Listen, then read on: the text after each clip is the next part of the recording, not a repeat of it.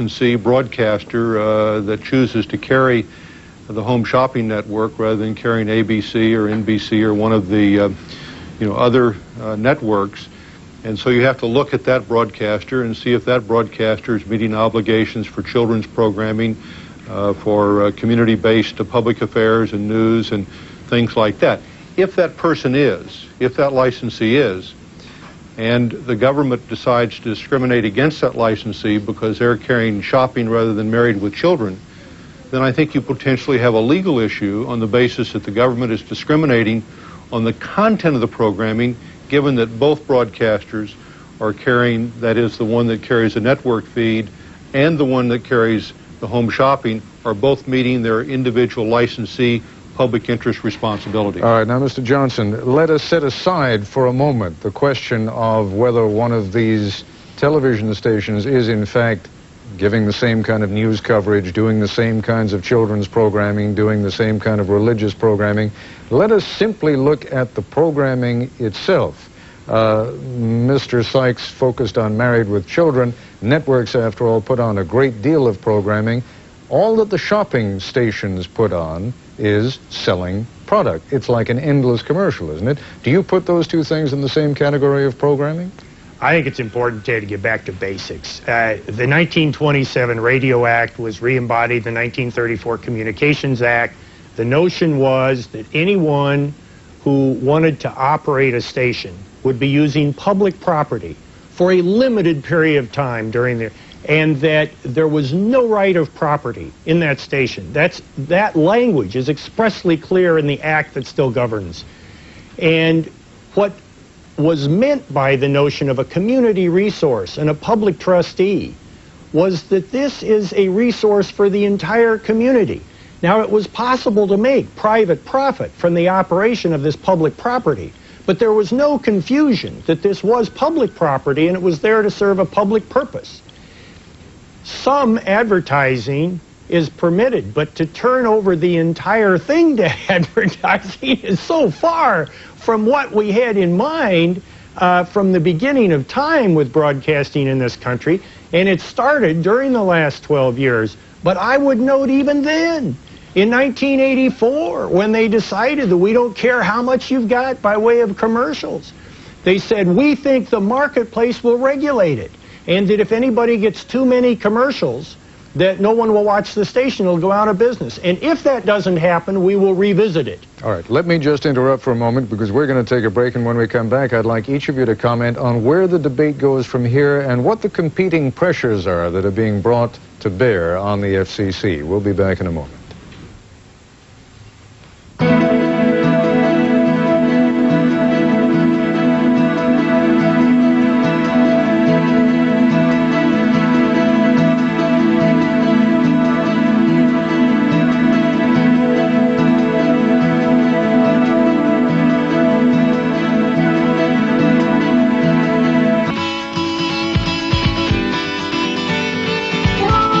Gotta go, I got another call. I'm Larry Bonadonna, territory sales rep. He just walked in off the street one day. Like a stray dog. Lawrence Bonadonna. He's my MCI rep. He talked fast, which is what I need. You aren't kidding. We need cost savings. We need a strong functioning system. Rochelle is the controller for one of my largest accounts. M&J Trimming. When he first came, I said, give me an offer, write it down. My customers need this thing in writing. And he wrote it down and he stuck to it. They need proof. It's an end to the confusion. MCI started a new program. The company puts it in writing. This is what she'll be saving. If your calling patterns change, we're going to be able to credit you. They'll see exactly why they came with MCI. It's an end to the doubt. We're going to call it proof positive. Other suppliers don't do what Larry has done for me. MCI's taken some time to look at my customer. And you, and you, and you. The job isn't done when I get the business. The job is to keep it once I have it. Proof positive. I always knew I was a good guy, and now I can prove it.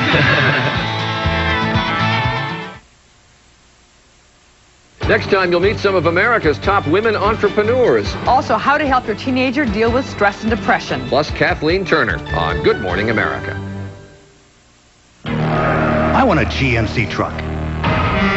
Whoa, one that'll fit in my garage. A Sonoma? Right. A powerful engine, strong frame, rear-wheel anti-lock brakes, galvanized steel, and a great warranty. A GMC Sonoma. Yeah, that's what I want. Now save over $3,000 with a value package and cash back. Sonoma from GMC Truck. It's a small truck with a lot of heart. See your 5-star GMC Truck dealer now. It is said he is to computer software what Thomas Edison is to the light bulb. The software Bill Gates developed runs 75% of the computers in the world. And on the day he turned 36, his company, Microsoft, was bigger than Xerox, Kodak, and McDonald's. Where in today's world do you find companies capable of such astonishing growth? Actually, there's a list of them printed every day. NASDAQ, the stock market for the next 100 years. When you were a child, you were told we're all created equal. But now that you're a little older, you see things a bit differently. The new Lexus GS Luxury Performance Sedan. It rides smoother and corners better than the BMW 540i and the Mercedes 300e. Maybe we are all created equal, but it doesn't have to stay that way. See your Cleveland area Lexus dealer for treatment that's unequaled.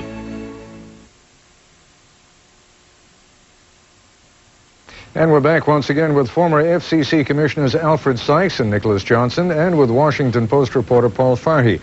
Paul, sometimes it helps to know who's on which side and why. Just broadly speaking, line up the two opposing armies, would you?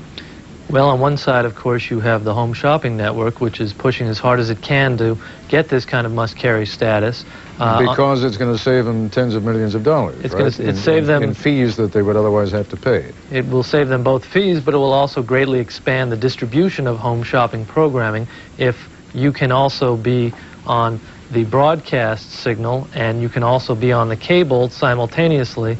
You've got a pretty powerful medium. A lot of these home broadcasting stations are small UHF stations, which would benefit greatly from having the carriage of the local cable system as well.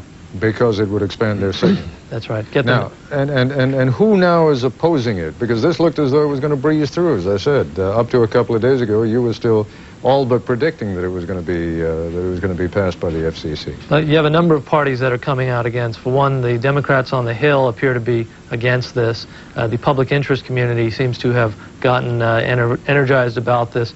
And at the same time, you also have the cable operators who are a bit upset about this because they'll have to make room for the broadcast signal of the home shopping channel onto their local cable channel lineup. That means they may have to bump off a cable network that otherwise would occupy that slot. Now, Mr. Sykes, where do you think the debate is going to go from here, and why do you think the debate has suddenly been joined? Apparently it wasn't for quite a while. Well, I'd have to speculate on what's going on in the minds of the FCC commissioners, and I just can't do that. But I mean, I think essentially. No, actually, I wasn't asking you to do that. Sometimes it's far simpler than that. For example, John Dingell, who is one very powerful congressman, apparently wrote a letter saying that he was opposed to this notion. I gather that kind of thing carries a little bit of clout, doesn't it? Absolutely, that carries a lot of clout. But you know, the truth of the matter is there shouldn't be a must-carry obligation in the first place, because what you have is you've got the government favoring, for example, reruns over perhaps C-SPAN or the Learning Channel or the Discovery Channel. Ironically, the things that Nick Johnson would have had the broadcasters bring didn't come on until you had cable, an unregulated service, and then all of a sudden you had educational channels and public affairs channels, and before that the broadcasters did some of those things, but they typically did them on Sunday morning or they put them in the graveyard shift. And we have gone so far away from that other world that I think we now have a real bounty of television, and the thought that the government has to get involved in compulsory carriage is, I think, alien. I think you're right when you put it in a sort of positive sense, that the government doesn't have to get involved in that, but put it another way. If, for example, over-the-air stations were to begin carrying pornography, then clearly the government ought to get involved, right? Well, that's right, and you do have some exceptions where the government can get involved and impinge the rights of free speech, and obscenity is clearly one of those. Ted, if I might interject here, it seems to me that the FCC is in a bit of a bind. It, for the last 6 or 7 years, has in some ways define the public interest as whatever the public was interested in. Now it's faced with making the hard determination on one service that it licensed long ago, and it's having to come to the conclusion whether home shopping it serves any public need at all. Well, you see, that can't be done. I mean, you can't make a decision whether public, whether home shopping or Married with Children or Nightline, for example, serves the public interest. What you can do, however, is define what the broadcaster's obligations are, and I presume there are some HSN licensees that are broadcasting that meet those public interest obligations. Well, Congress seems to think that this is something the FCC needs to look at, and they've got some very serious question about it. And when they put this section in the Act, they forbid home shopping over-the-air services for 9 months, asked the FCC to look at it, see if the FCC could come up with any conceivable explanation as to how 24 hours a day of commercialism was serving the public interest. And that if it was, then it should have must-carry status, and if not, they were going to have to reprogram their stations. I guess that, Mr. Sykes, is where I have a little bit of trouble with the analogies that you're drawing with some of the programs that exist on commercial television. Good or bad, whether you like them or don't like them, they are at least programs, and putting those programs on then bestows upon the network or the station the right to take a minute, 2 minutes, 3 minutes, 6 minutes of selling product. How can that be compared with an endless commercial that has no programming whatsoever? Well, I'm not here to carry the brief of Home Shopping Network or shopping services generally. I don't think the government should be doing that, and I've already said that. I can, however, say that if an enormous number of people would like to shop that way, for example, people who are older, can't get out of their homes, and if there is some effort to provide competition in home shopping so that QVC has competition from Home Shopping Network, I think you could probably find some underlying rationale that would make that programming as good as some of the junk that's rerun on regular TV. Absolutely. We're down to our last 20 seconds. The only question is, should they be allowed to do it for free, or since it's a for-profit business, shouldn't they be expected to pay for it? Well, of course, all these are for-profit businesses. Of course. All right. On that note, I thank you all very much. We're out of time. Mr. Farhi, Mr. Johnson, Mr. Sykes, thank you. Thank you. I'll be back in a moment with a program note. Here's the real beauty of Rust-Oleum protective coatings. A tough barrier against the elements. Rust-Oleum, the name that means protection. We call it roomier by 5.4 cubic feet. Bob Sinclair calls it his troop transport. We call it a quieter ride thanks to liquid-filled engine mounting. Dave Billings calls it his decompression chamber.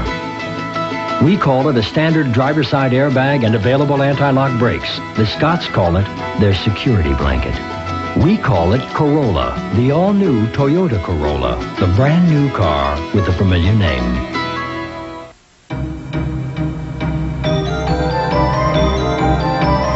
Attention thieves! Flimsy locks on doors. Fencing back is so high nobody can see you.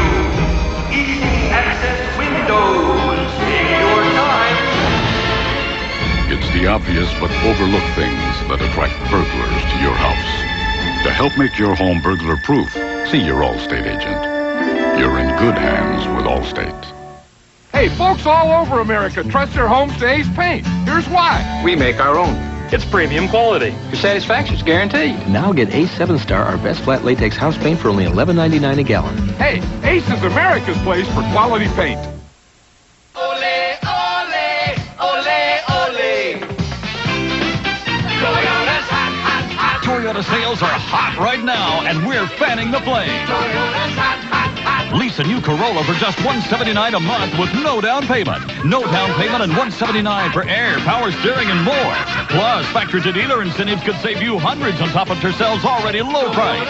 Hurry into your Toyota dealer now. Hot deals like this are only from Toyota. I don't think too many people realize what we actually do out there. The most problems we get are trees. Trees are nice, but people don't realize what a hazard they are until some of these branches come down or the tree comes down. People will come out and say, you know, hey, you guys did a nice job. We help the elderly, the young ones, kids. Everybody's involved in that. Everything you have just about runs on electricity. Trying to provide a better service. And that's the whole ballgame right there.